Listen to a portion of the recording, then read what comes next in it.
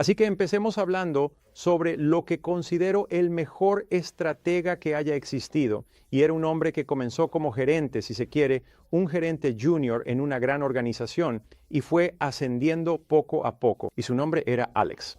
El padre de Alex era el jefe de la organización y Alex admiraba a su padre, aprendió mucho de él, estudió mucho mientras crecía, pero tenía grandes sueños y aspiraciones de construir una organización grande, mucho más grande que la de su padre. Ahora, el Alex del que estoy hablando era Alejandro de Macedonia, quien llegó a ser conocido como Alejandro Magno, uno de los primeros y pocos hombres en toda la historia de la humanidad en ser llamado el Grande en vida y a lo largo de las páginas de la historia.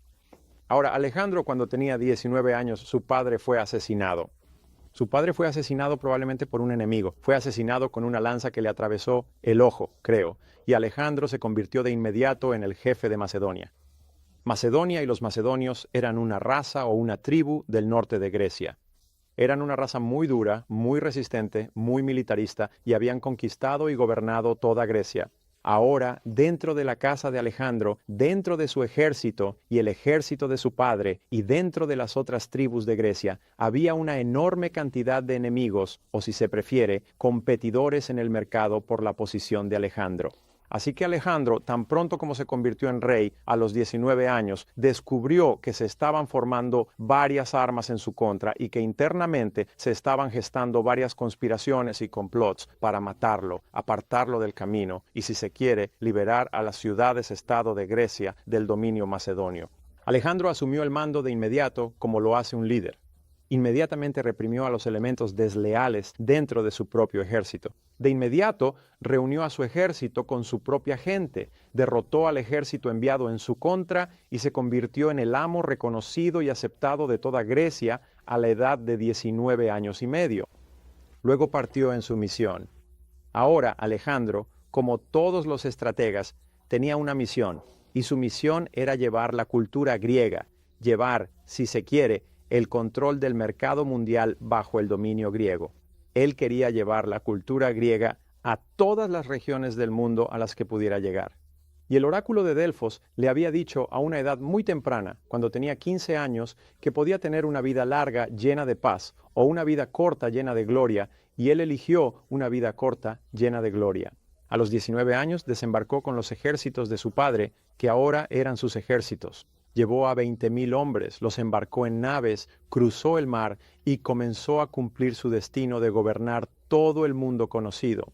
Le dijeron que podía gobernar todas las tierras que pudiera contemplar con sus propios ojos, que podía ser su dueño, y comenzó a luchar en Asia Menor. Ahora, Asia Menor es lo que hoy se conoce como la actual Turquía. Y a medida que sus ejércitos avanzaban por Asia Menor, se encontraban con otros ejércitos enviados en su contra y derrotaron a cada uno de ellos. Alejandro era un planificador brillante y tenía generales igualmente brillantes bajo su mando. Sus tropas estaban extremadamente bien entrenadas, muy bien disciplinadas y eran muy resistentes, y ganó cada una de las batallas. Ahora bien, en aquellos días cuando se luchaba con lanzas y espadas, uno no luchaba y huía para vivir para luchar otro día. La lucha era bastante definitiva, y por lo tanto, los soldados de los ejércitos que estaban en el camino del avance de Alejandro empezaron a escuchar lo que les había sucedido a los ejércitos anteriores, y se dieron cuenta de que cualquiera que luchara contra Alejandro perdía. Y si perdías con una lanza atravesando tu pecho, eso bastaba para arruinarte el día por completo. Así que empezó a correr la voz de que tal vez sería una buena idea no pelear contra Alejandro. Ahora bien, Alejandro también era muy inteligente en el sentido de que no alteraba los reinos que conquistaba, los dejaba bajo el gobierno de su propia gente. Todo lo que les pedía era, por así decirlo, que pagaran un tributo a Grecia, que pagaran impuestos cada año. Y aparte de eso, podían continuar prácticamente igual que antes, solo que ahora estaban bajo la protección del imperio griego, la protección de los macedonios. Bueno, a medida que avanzaba más hacia el sur, cada vez más tribus venían y se unían a él, se rendían sin luchar, decidían no enfrentarse a él en batalla y se unían a sus ejércitos, y sus ejércitos seguían avanzando hacia el sur. Ahora bien, el pez gordo del momento, el líder del imperio más grande del mundo en ese entonces, era un hombre llamado Darío de Persia. Darío tenía su capital en lo que hoy es Teherán y gobernaba el imperio más grande que el mundo había visto hasta entonces. Su imperio se extendía desde desde el río Indo en Pakistán hasta el Mediterráneo, atravesando todo el Golfo Pérsico y el Golfo Arábigo, y llegando hasta lo que hoy es la Unión Soviética, un imperio enorme, enorme.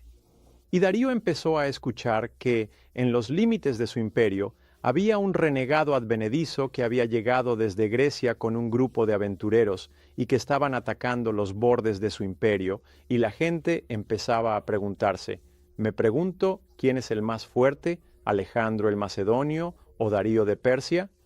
Darío era un hombre inteligente y reconoció que esto representaba una amenaza. Entonces envió un ejército de 50,000 hombres contra unos 22,000 hombres de Alejandro. Envió al ejército. Dijo: vayan y aplasten a este advenedizo de una vez por todas.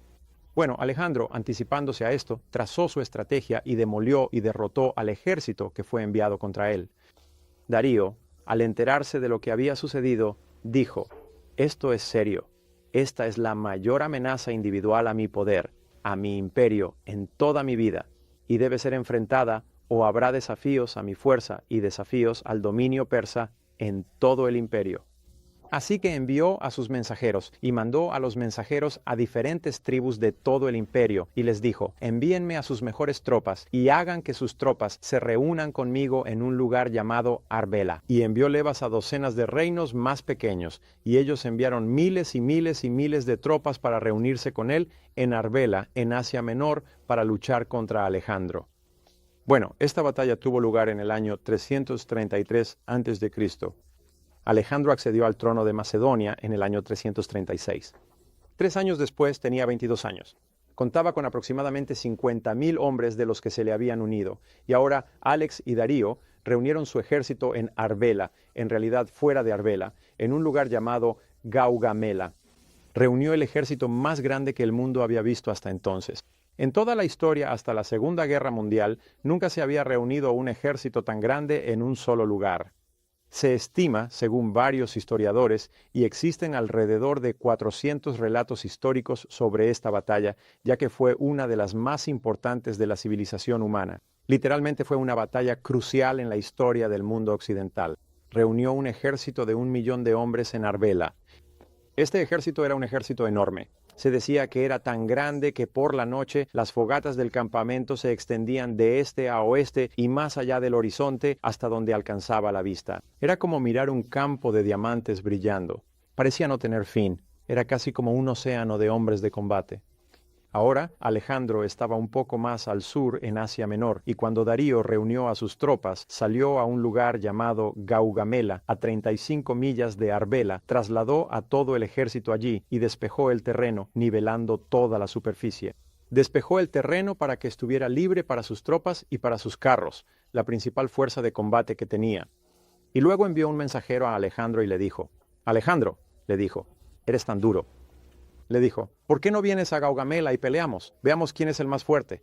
Alejandro inmediatamente levantó el campamento. Pensaban que a Alejandro le tomaría 7 días llegar allí. Él llegó en menos de 48 horas. Su campamento era de 50,000 hombres. Instaló su campamento, colocó a sus guardias, y todos sabían que al día siguiente lucharían una de las mayores batallas de la historia. Alejandro tenía 50,000 hombres. Darío tenía 1,000,000. Esa noche, los comandantes de Alejandro se reunieron a su alrededor. Alejandro siempre le decía a su gente todo lo que necesitaban saber. A Alejandro se le cita diciendo: no es necesario que nuestros generales conozcan el plan de batalla, pero es esencial que los hombres que deben luchar sepan cuál es el plan de batalla. Pero reunió a sus generales y los hizo sentarse. Sus generales le preguntaron: Señor, ¿qué cree que sucederá mañana? Y él respondió: bueno, dijo, vamos a ganar. Él dijo, ellos: bueno, señor, los hombres tienen mucha fe y confianza en usted, pero sabe que las probabilidades no están a nuestro favor. Según nuestras mejores fuentes, las probabilidades son de 20-1. Confiamos en usted, pero esto es mucho. Él respondió: sí, pero no deben preocuparse. Preguntó: ¿qué nos da motivos para no preocuparnos? Él respondió: tengo un plan. Ah, señor, eso es bueno. Él dijo: eso es muy bueno, señor. Nos alegra saber que tiene un plan. ¿Podría, por favor, decirnos cuál es? Y él dijo: sí, les diré cuál es. He pensado esto muy cuidadosamente. Dijo: y por supuesto no es posible para nosotros con 50,000 hombres derrotar a un ejército de 1,000,000. Sin embargo, creo que el ejército de Darío en realidad no es un solo ejército, sino toda una serie de ejércitos. Algo así como 30 ejércitos diferentes, formados por tropas y levas de todo el imperio, y que estos ejércitos realmente no tienen nada en común entre sí, salvo una lealtad común a Darío. Tienen diferentes idiomas, diferentes culturas, diferentes órdenes de batalla, diferentes ritos religiosos, diferentes organizaciones militares, y así sucesivamente. Lo único que tienen en común es la lealtad a Darío. Y dijo, y creo que si algo le sucediera a Darío mañana, el resto de los ejércitos se dispersaría, que se marcharían en lugar de quedarse y continuar la lucha. Ahora Darío tiene su campamento justo aquí, al frente del ejército, donde va a dirigir esta batalla. Todos esperan que esta batalla termine antes del almuerzo. Esperan que sea una derrota aplastante. Así que quiero que regreses y le digas a todos los hombres de mi ejército que no tenemos que preocuparnos por derrotar a todo este ejército, porque no vamos a pelear contra todo el ejército. Dijo, mañana vamos a hacer una sola cosa. Él dijo, vamos a salir y vamos a matar a Darío. ¿Entiendes eso? Diles que vamos a matar a Darío. Y la noticia se transmitió por el ejército macedonio esa noche, pasando de hombre en hombre, que la orden de batalla para el día siguiente sería matar a Darío, matar a Darío, matar a Darío. Al día siguiente formaron a las tropas. Ahora Darío formó su ejército como un enorme muro de humanidad, con 1 millón de hombres avanzando para simplemente aplastar y abrumar al ejército macedonio de 50,000. Pero Alejandro formó su ejército de una manera un poco diferente. Él alineó a su ejército esa mañana en filas de esta manera, una estrategia que, según mi conocimiento en el estudio de la estrategia militar, nunca se ha usado antes ni después.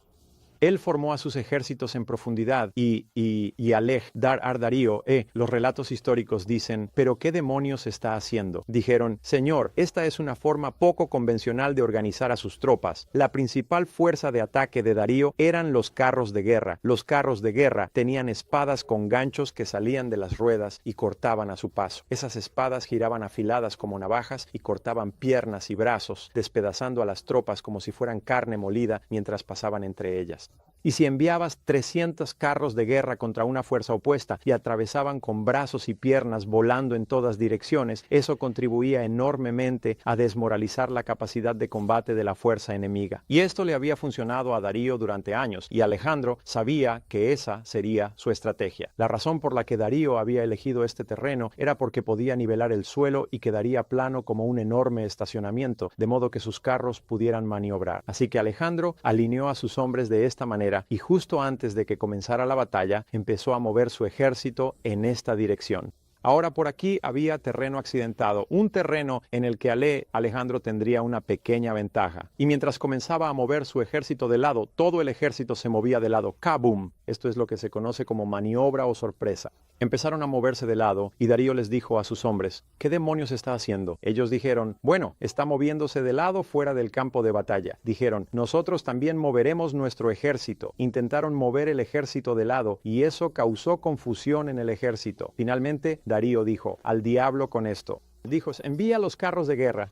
Y enviaron los carros de guerra y los carros atacaron. Todo listo para avanzar y atacaron contra este muro de tropas. Y en el momento crítico, Alejandro hizo que todos sus hombres giraran con los escudos de lado, y las lanzas saliendo de los escudos, clavándolas en el suelo, con las lanzas en la tierra y los escudos al frente.